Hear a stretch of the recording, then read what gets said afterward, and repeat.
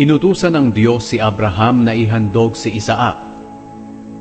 Ika-22 kabanata. Dumating ang panahon na sinubukan ng Diyos si Abraham.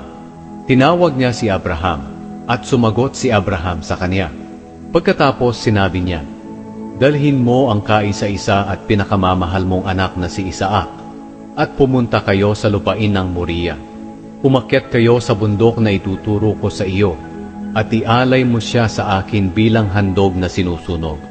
Kinabukasan, maagang nagsibak si Abraham ng mga kahoy na gagamitin sa paghahandog at isinakay niya ito sa asno. Lumakad siya kasama si Isaac at ang dalawa niyang aliping lalaki papunta sa lugar na sinabi sa kanya ng Diyos. Nang ikatlong araw ng kanilang paglalakbay, nakita ni Abraham sa di kalayuan ang lugar na sinabi sa kanya ng Diyos. Kaya sinabi ni Abraham sa dalawa niyang aliping, "Dito muna kayo at bantayan ninyo ang asno, dahil aakyat kami roon para sumamba sa Diyos. Babalik din kami agad." Ipinapasan ni Abraham kay Isaac ang mga kahoy na gagamitin sa paghahandog, at siya ang nagdala ng itak at sulo. Habang lumalakad sila, sinabi ni Isaac, "Ama." Sumagot si Abraham, "Bakit anak?" Nagtanong si Isaac, "May dala po tayong sulo at panggatong, pero nasan po ang tupa na ihahandog?"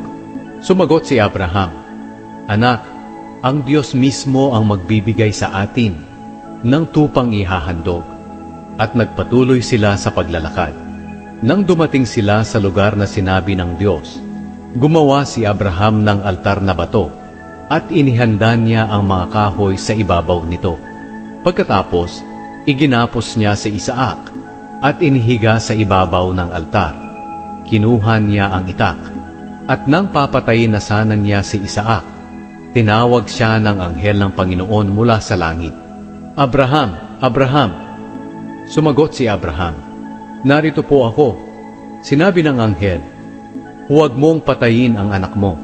Ngayon, napatunayan ko na may takot ka sa Diyos dahil hindi mo ipinagkait ang kaisa-isa mong anak."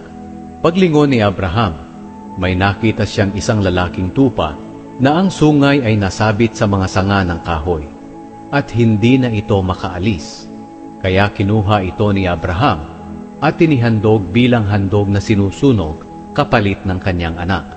Tinawag ni Abraham ang lugar na iyon na Naglalaan ang Panginoon. Ito ang pinagmulan ng kasabihang, "Sa bundok ng Panginoon may inilalaan siya." Muling tinawag ng anghel ng Panginoon si Abraham mula sa langit. Sinabi niya, "Ito ang sinasabi ng Panginoon, Sumusumpa ako sa sarili ko na pagpapalain kita ng lubos, dahil hindi mo ipinagkait sa akin ang kaisa-isa mong anak. Bibigyan kita ng mga lahi na kasindami ng mga bituin sa langit at ng buhangin sa dalampasigan. Sasakupin nila ang mga lungsod ng kanilang mga kaaway. At sa pamamagitan ng iyong mga lahi, pagpapalain ko ang lahat ng bansa sa mundo, dahil sumunod ka sa akin." Pagkatapos nito, binalikan nila Abraham at Isaac ang kanilang mga alipin, at bumalik sila sa Beersheba at doon na nanirahan.